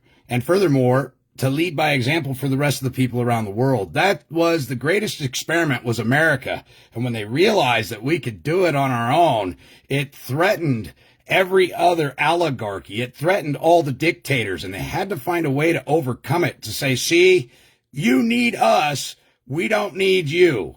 And that's why they're hell-bent on destroying America, because we're leading by example, people. So let's pull together, let's support and help one another. Again, we don't know everything there is to know, but I see something here that is remarkable, that Kirk has spent years and years gathering the acquired knowledge, and he's very fluent and less brash than I am. And I think he's a wonderful spokesman for all of us from all 50 states of the Union of States, under the Articles of Confederation and the Bill of Rights, to go speak to Congress with firsthand perfected knowledge. So let's assist him where we can, make sure he's got food in his belly and his mind is set right, and he can execute this. And with his perseverance in this matter, it should give everybody else the opportunity to see that if Kirk can do it, so can you. Nothing is stopping you except for you at this point. So again, you can send a postal United States money order for whatever denomination to 6477 West Fairview Avenue, Suite C, Boise, Idaho, 83704. And the name on the postal money order would be Kirk Pendergrass. And I don't want to slaughter it, spelling it. So if you wouldn't mind spelling that last name for us, Kirk, that would be greatly appreciated. Yeah. P-E-N, Pen, D-E-R, Grass, G-R-A-S-S, Pendergrass. So yeah, make sure if you're doing any kind of a postal money order or even a personal check, to Pendergrass and Captain Kirk, K-R-K. And come Monday or Tuesday, ladies and gentlemen, come hell or high water, we're going to bust our hump to get this on his website so people can start signing this petition. Mm-hmm. Time is of the essence here. So anything else in closing? Let's go with this FIP Enterprises. Go ahead. Hi, Kirk. My name is Mike from Michigan. Derrick, good to hear your voice again. Pleasure, brother Mike. How are you? Living the dream. Wonderful, wonderful. Anything that pertains to the direct petition here, good sir? Yeah, I got on here a bit late. I just got back from a funeral, so I don't know or heard everything, but just a quick curiosity question. In these petitions, are you addressing or forcing to address whether or not they are de jure in accordance with Norton v. Shelby County of 1886? No, I'm not doing any case law and I'm not doing any code. This is straight from the supreme law of the land, what the duties of Congress is to perform, pursuant to Article 4, Section 4 and Article 1, Section 8, to declare war for foreign invasion and to call forth the militia to defend the borders, to shut down the borders, shut down the human trafficking of men, women, and children, and to stop the fentanyl. And it's not just the militia, it's also the National Guard as well, correct? It's by all means necessary, whatever it takes. That's the three parts of the militia. The organized militia, state and federal, is two parts. So that's federal militia is the military, the Army and the Navy. And then your state militia is the Army, the land forces, which is the governor or commander-in-chief. It's the proper term.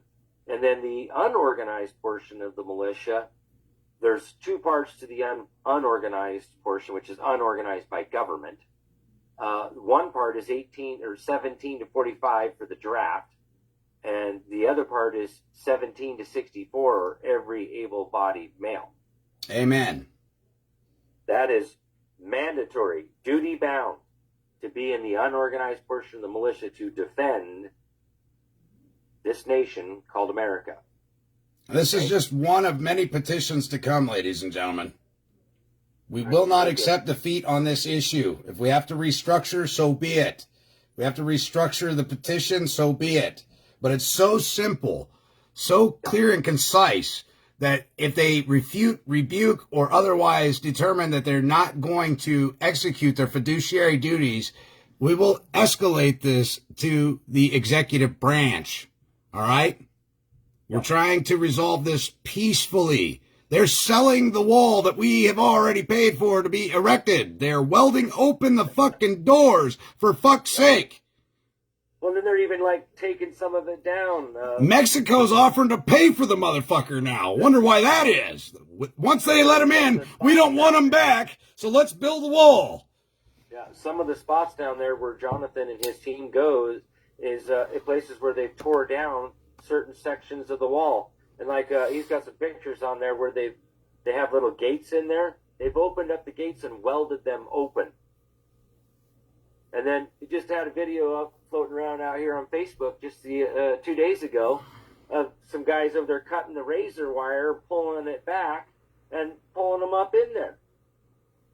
No, what? See, that's aiding and abetting in the foreign invasion.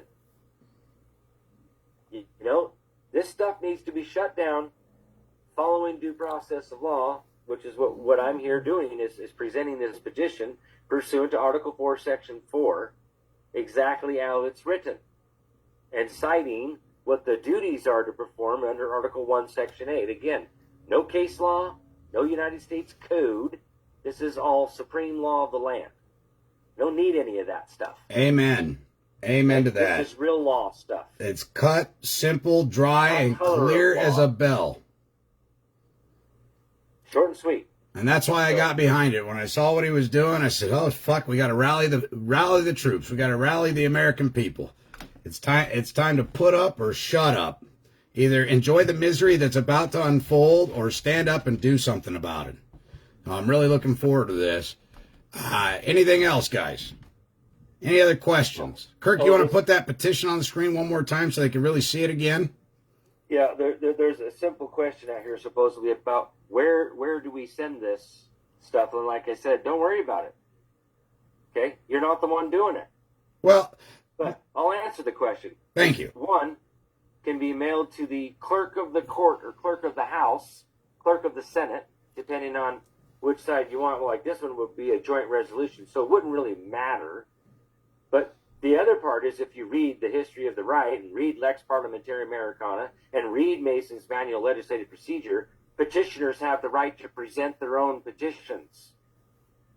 But there again, you'd have to read and learn about your right so you would actually answer your own question. But I get that not everybody reads and not everybody knows their rights, so I apologize if it's a little bit of condescending there, but... Well, and some people read faulty material, too. There's a lot of nonsensical horse shit I'm even guilty of reading, and because I read it, it's got to be true, and later on, through my constituents and other friends in law that have studied, go, yeah, you read a bad book there, brother. Let me show you where it's at. So... You know, I understand and can appreciate the question. That was a good question. There's no stupid questions here. It was a good one. Well, that's true-ish. Like, do I have to hit my thumb with a hammer to know that it's going to hurt? Yeah. Kirk is going to step up and make sure it gets to the right procedural clerk. And as he expressed to you, it's going to go to the clerk of the House.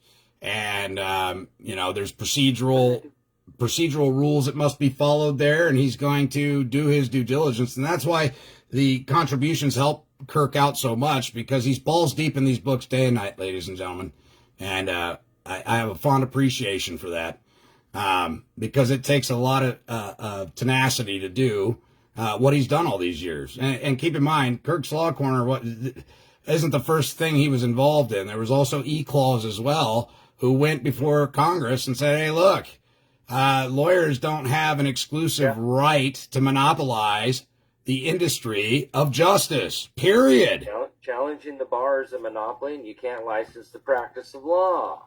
So this is not his first rodeo, ladies and gentlemen. Like I said, I've known Kirk since about 2016, 2017. We've had some very heated, heavy discussions. Our hearts are in this.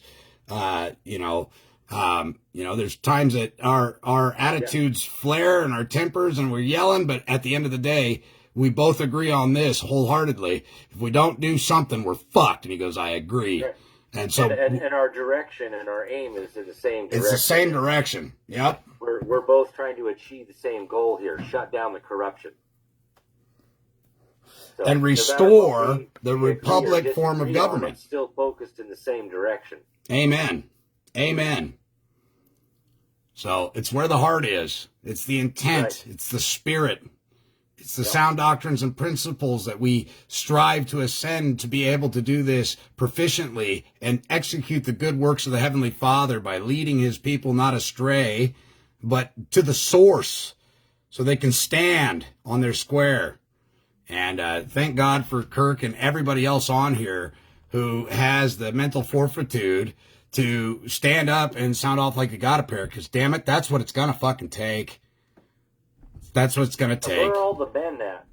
I'm starting to see more and more women out there standing up than men. And it's like, I don't really care that women are standing up. I'm making the comparison that there's more women than there's men. Well, it's like in Mexico, when the women finally got tired of the corruption and the cartels and the government, the women said, guess what? You get no cookie and you get no pie until you get rid of these fuckers. And it works. It works. Yeah. And so when the women have had enough, guess what? Men will grab their set of nuts and stand up because we love cookies and fucking Lord knows we love pie. So, that's what it takes in society most often. Is for the women to say, guess what? I'm not doing your fucking dirty chonies anymore. I'm not doing your laundry. I'm not making you no damn sandwich. You get your own fucking beer. I'm not doing it until you get outside and clean up this bullshit out there. And so we love you women. And it's our duty, and we're honored to fulfill that duty in protecting you and our offspring. It's incumbent upon us to do that. We're supposed to sell our cloak and buy our saber, our sword, and protect this great land. And so, Kirk, I appreciate you coming on, brother. I know you got work to do. Lord knows I got work to do. We're going to be in constant contact over this weekend. And by Monday or Tuesday, have something ready for everybody to go. I don't want to tie up your time. There is an opportunity for you yet today to possibly get a document notarized after being amended. I implore everybody to read this before you sign it. Read it and understand it, damn it. So if you're asked a question about it, you can explain it. It's time to take this country back, ladies and gentlemen, and there's never been a better time than right fucking now. And with that said, I love you guys. I've done a couple of videos on the right to petition the legislature for the redress of grievances directly from Lex Parliamentary Americana and Mason's Manual Legislative Procedure. So you might want to go watch those. Where can they find those, Kirk? They're out on my Rumble channel or my YouTube channel are the two main ones that will have those. In the educational series over there on YouTube or my Facebook page, on YouTube, I've actually added a couple more in there in the playlist, educational series playlist there. Two of them are directly from the Law of Nations on the laws of nature. Imagine that. At the root of all laws, the laws of nature. We need to learn that body of law that even the Declaration of Independence refers to, the laws of nature. And even the Constitution itself refers to the law of nations. So, these are bodies of law that need to be read and fully understood, stand in agreement that that's actually the law. Before we even get to a constitution, okay? Like Hale versus Henkel says, that our rights are long antecedent to the formation of the state. That's right. We have no duty to open up our books and papers on suit of the state or even our neighbor. We owe no duty to them. That's why I often tell people, Kirk, that people go, well, the 14th Amendment is where due process is. I go, no. Due process of law is long antecedent to any fucking parchment or ink ever placed on a piece of paper. That's right. It has always been your unalienable right to due process of law. So, a law that's common to all mankind. All right, buddy. Well, with that said, I've got a couple calls I've got to make. And I think this is a great video, a great opportunity. I want to thank you for your time. your service to this great country. And don't misconstrue that. It's not because he took an oath as a Marine. His service to his fellow countrymen is dedicating his life and his time day in and day out to bring forward this valuable knowledge. And not only that, but to act upon it. Most people will gain this knowledge and never do a fucking thing with it. And I commend you for putting your nuts out there and risking your life to do what 95 fucking percent of people won't ever do. So I'm with you 110%. If you need somebody to go down to fucking Washington, D.C. and beat the shit out of jackals, I'm there. I'm in it. So I might need a little protection. I would say so. And I'm more than willing to go down there and fuck some people up. I'll bring a rope. More than welcome. So, of course, I'll be very selective in who I have my 6. But yes, thank you very much, and thank you all for tuning in. And again, I'll probably back out once I get this up on the website. We'll probably come back together and do another quick Zoom and go through all of the steps visually, so people can see where to go on the website, what to click on, and how to sign this petition. Okay, folks. So we were hoping to have that done today, but things didn't work out. Heavenly Father didn't want it to happen today, so it's meant to be on Monday or Tuesday. That's just what it is, brother. So right. We know you're hard at it. I'll be in contact with you. There. Yes, we will. Make it happen, all right? You damn straight. So, all right, guys, thank you for joining us. Again, check out kirkslawcorner.com. You want to send some contributions, whatever, via the mail. The address has been provided. Go rewatch the video, check the chat. He's got this uploaded, live streamed on his website, so you can go revisit it.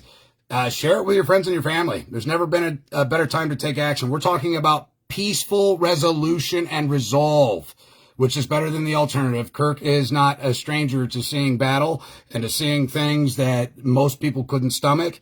And he, of all people, understands that is not the direction any of us wish to go. So let's attempt to help him in his journey of petitioning Congress.